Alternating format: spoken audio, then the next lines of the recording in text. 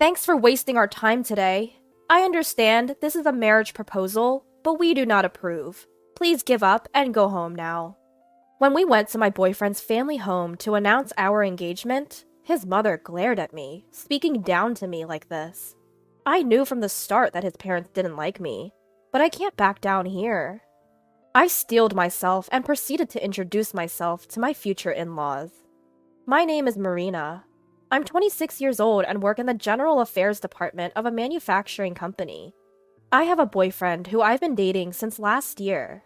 His name is Travis. He's 3 years older than me and we work in the same department. He has a soft expression and his kindness shines through when he smiles. That's what made me fall in love with him.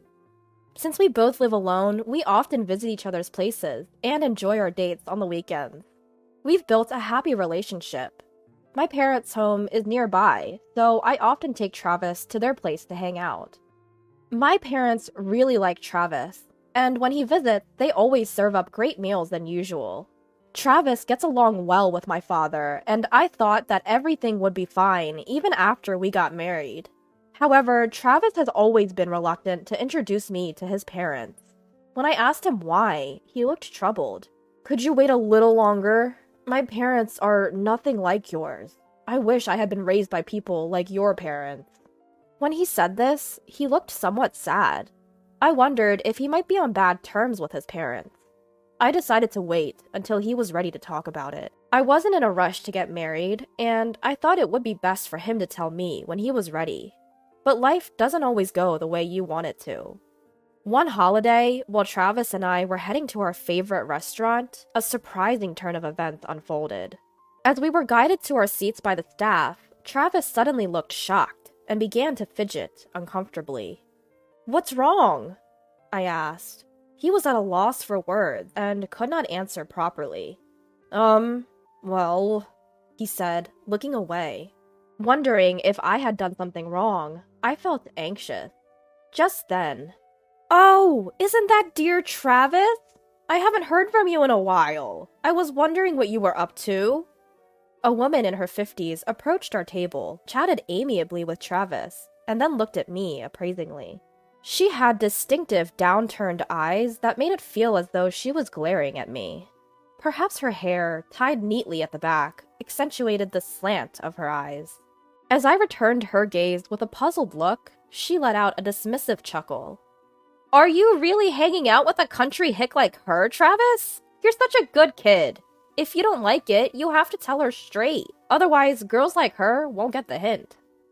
At her words, Travis's face tensed up. He glared back at the woman and defended me. "I won't tolerate any insult to her." But the woman, giving me a pierced look, said, "It's a pity my boy's been fooled by a girl like you. Leave Travis alone right now." Then she headed toward the cashier, paid her bill, and left the diner. "What was that about?"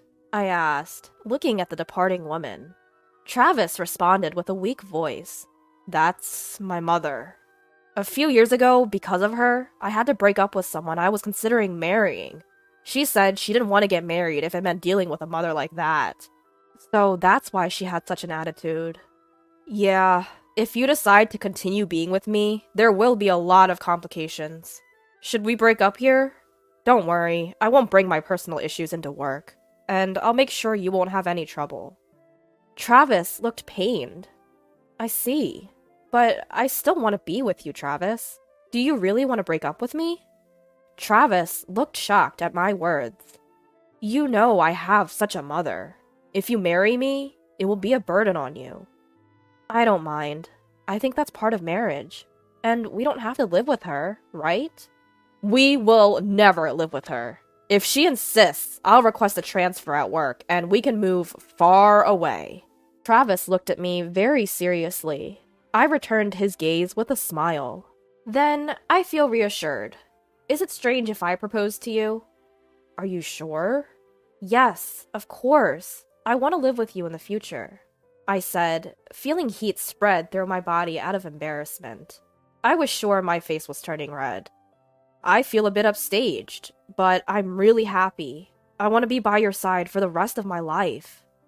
Finally, Travis smiled, and I felt relieved. Afterwards, Travis and I decided to introduce ourselves to my parents.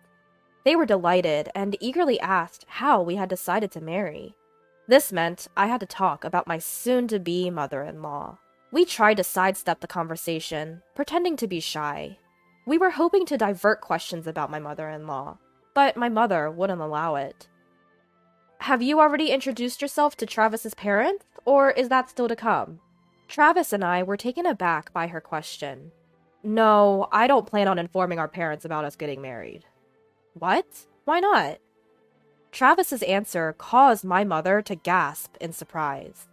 Because I'm sure my parents would never approve of our marriage. At this point, my father gave us a stern look. That's not acceptable. Marriage is a union of two families. Your mom would be devastated if she found out you were married without her knowledge.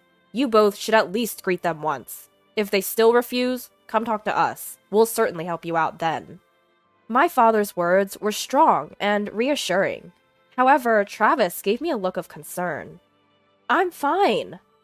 I said this with a smile, hoping to ease his worries. I thought if we couldn't overcome this hurdle, we wouldn't be able to find our true happiness together. Later, Travis informed his parents that I would be coming to greet and introduce myself. They didn't seem welcoming, but he managed to arrange the meeting anyway.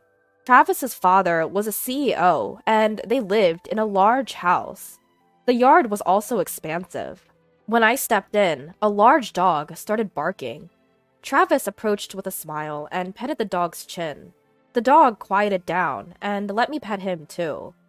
While we were playing with the dog, the front door opened and his parents came out. His mother, with her sharp gaze, exuded an intimidating aura, and his father, equally high-handed, looked down upon me. "Don't touch our dog! You're disgusting!" Those were the first words out of his father's mouth. Without even a greeting, he started berating me. I felt extremely uncomfortable. "How dare you speak to her like that? If you keep acting this way, I won't hesitate to cut ties with you." When Travis said this, his parents glared at me, but didn't make any further unpleasant remarks. They invited us into the house. I found it a bit strange. Travis, with just one look at his face, you would think he's a kind person because of his gentle eyes. I thought he took after his father because his mother had upturned eyes, but he didn't resemble his father at all. Things like skipping generations in genetic traits are not uncommon, and there are plenty of kids who don't resemble either parent. So I thought maybe it's best not to delve too much into that matter. I entered the house, and as I was looking around, a middle-aged man in a suit appeared. "Welcome home, young master." Upon seeing Travis, he bowed to greet him. His kind smile was contagious, and I found myself smiling back at him. "It's been a while, Mr. Williams." "You're all grown now, young master." Mr. Williams looked at Travis and smiled warmly. It was the first time I saw Travis genuinely smile since we arrived at this house. He then introduced me to Mr. Williams. "This is Mr. Williams, my father's right-hand man. To be honest, he's more like a father to me than my own. My father never showed much interest in me, so Mr. Williams often took care of me." "You're the boss's son. I was just doing what was expected of me." "But you've always had a soft spot for me, haven't you?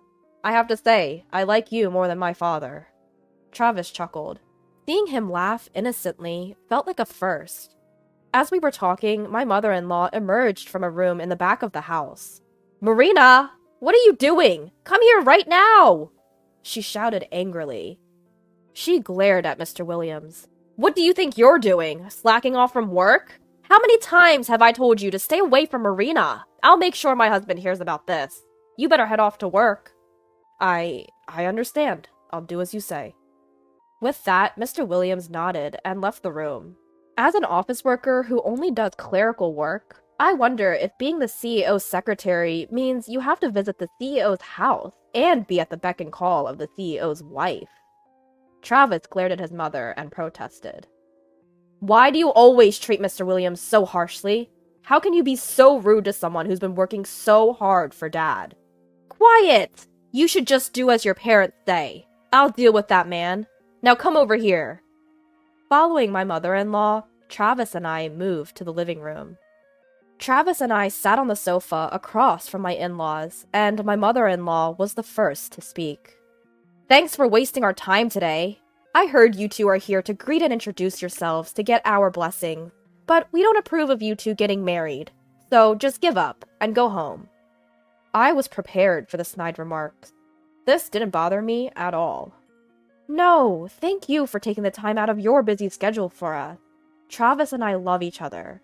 It's natural for two people in love to get married. Don't you agree, father-in-law and mother-in-law?" I replied with a composed smile. However, my mother-in-law gave a deliberately exaggerated sigh. "Ugh, you don't understand anything about marriage, do you? Since our last meeting, I've looked into you. You're a mediocre woman who, after graduating from a nothing special average university, joined a small-scale company. And despite your lack of remarkable skills, you've managed to ensnare my Travis, haven't you? Do you really think a woman like you is good enough for our family? Good match is what's important in marriage." "Mom, Marina and I work at the same company. We work the same way in the same place. If Marina is incompetent, then so am I. We're a good match." "Travis, you're different. There must have been a reason for you to lower your standards and join that company. This woman only had that option available to her. And besides," my mother-in-law smirking, turning a mocking gaze at me, and continued, "Seems like you come from a poor family. After our money, are you?" At my mother-in-law's insinuation, I felt my blood boil. I had resolved not to let anything she said upset me, but when she brought up my parents, I couldn't hold back my anger and found myself retorting. "Please don't just assume we're poor. What's wrong with calling a spade? Living in a run-down 50-year-old house, driving a car that was released 10 years ago. Did I hit a nerve because I'm spot on? This is why I can't stand poor people.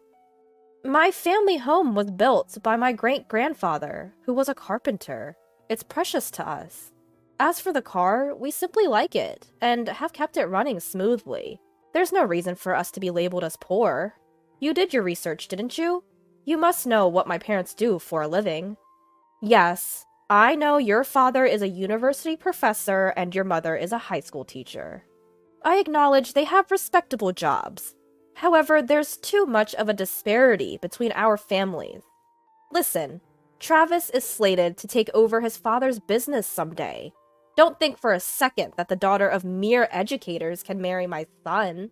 With that, my mother-in-law cackled loudly. That's when Travis stood up. His face was transformed into something I'd never seen before. A scary expression replacing his usual gentle smile. "It was a waste of time trying to talk to you people. I'm cutting ties with you. There's no way I could forgive you for bad-mouthing someone I care about. Marina, let's go. There's no point in trying to persuade them anymore." Travis grabbed my hand, and we left their house. "I'm sorry. I'll explain to your parents that we couldn't even have a conversation with them. Please don't say you won't marry me." I could only nod in response to Travis's desperate plea. Travis and I went straight to my parents' house and told them what had happened as his parents. Travis had anticipated this might happen, and had brought along a voice recorder. All of my mother-in-law's snide remarks were recorded, and after listening to them, my parents pondered a bit, and then said, "Sure, the way his mother spoke was not nice, but you two are giving up too easily. We'll try to work out a strategy, so you go ahead and keep making your wedding preparations. If you, as adults, have decided to marry, you don't need parental approval. Still, it would be best if you could get Travis's parents' blessing for your marriage." As my mother calmly stated her opinion, Travis and I felt our spirits settle, and we managed to nod in agreement. We decided to leave matters concerning Travis's parents to mine, and discussed our future together. 1 month later, my parents called us, and Travis and I visited my family home. As we entered, we found Travis's parents and Mr. Williams seated around a small table. When we joined them, the room became rather crowded. I thought Travis's parents might start making snide remarks again, but they sat quietly. It was my father who filled us in on what had been discussed in our absence. Travis's parents looked into us, and so we decided to investigate them in return. His parents married 30 years ago, after his mother became pregnant. At that time, his father had just started his company. Mr. Williams, who was an ordinary employee at that time, had also supported his father devotedly. As my father was explaining, Travis interrupted. All that is common knowledge in our family. Mr. Williams started as an ordinary employee, but was promoted to the position of my father's personal assistant in recognition of his achievements. My mother raised me almost single-handedly, while my father was struggling with managing the company. It seems Mr. Williams supported not just my father, but my mother as well. As Travis finished speaking, my father nodded. Mr. Williams indeed supported your family in a very dedicated manner. Now, the topic is going to shift a bit. I am a genetic researcher at the university.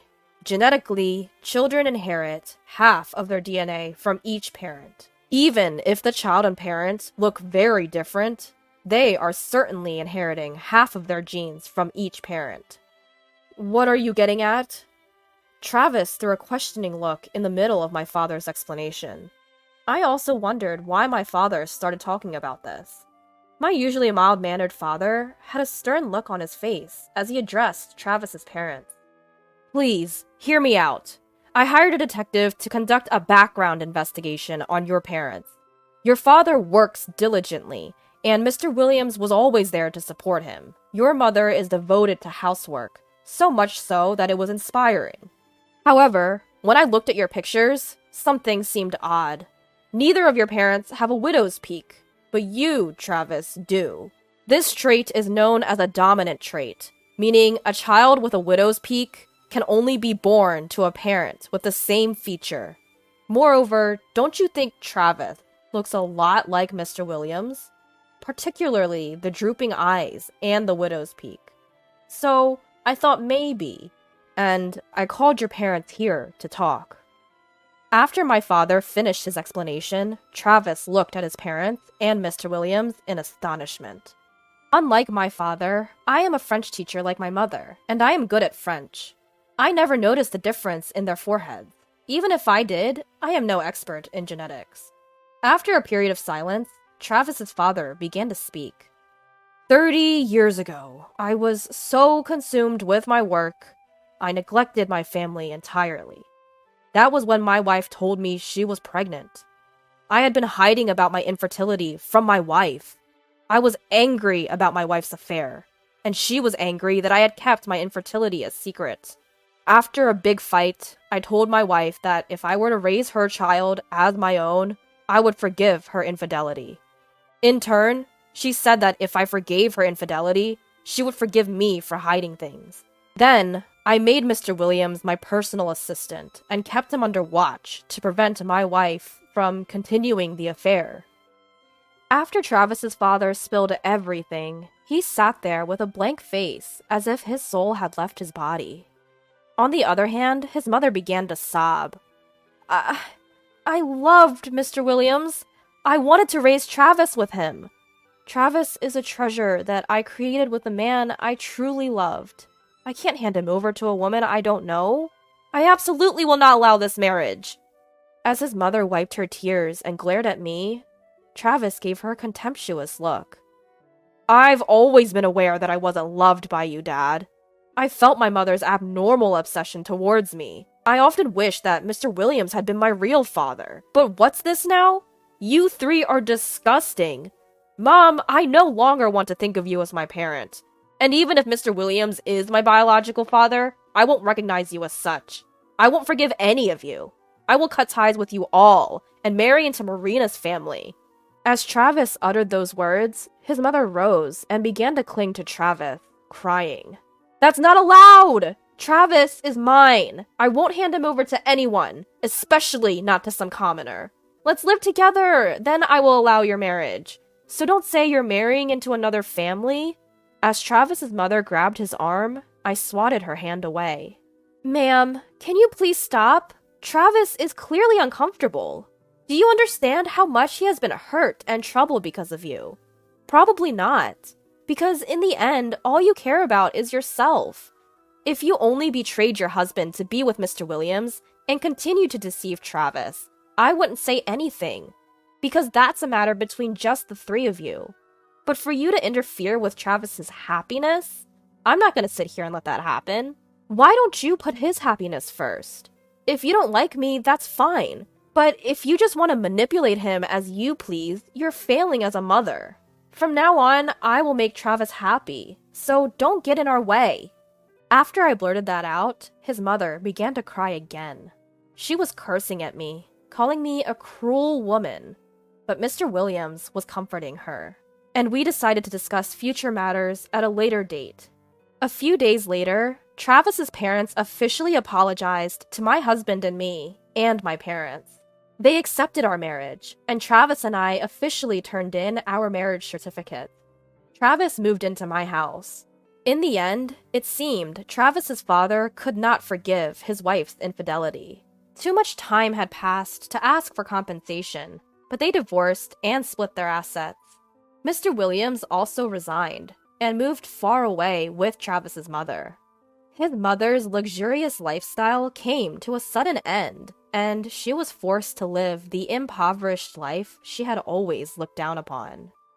She occasionally sends letters asking Travis for financial help, but he ignores them entirely. Travis has severed ties with his father because they are not blood related. He has no intention of becoming Mr. Williams's adopted son now, so legally he remains to be the son of his father. They seem to have come to terms with this. Once Mr. Williams resigned and Travis's mother was no longer around to support him, Travis's father's company performance plummeted. He resigned from his father's position, and no one knows where he went after that. A year after marrying Travis, I saw that his parents' house had been put up for sale. We had a wedding ceremony, but because of Travis's complicated family issues, we kept it small, with only close family and relatives. Even so, it was a memorable occasion, and I was satisfied. Now, we have been blessed with a beautiful daughter, and I have quit my job to devote myself to raising her. My parents occasionally visit and help take care of our daughter, which is a great help. Travis and I plan to support each other and raise our daughter with love.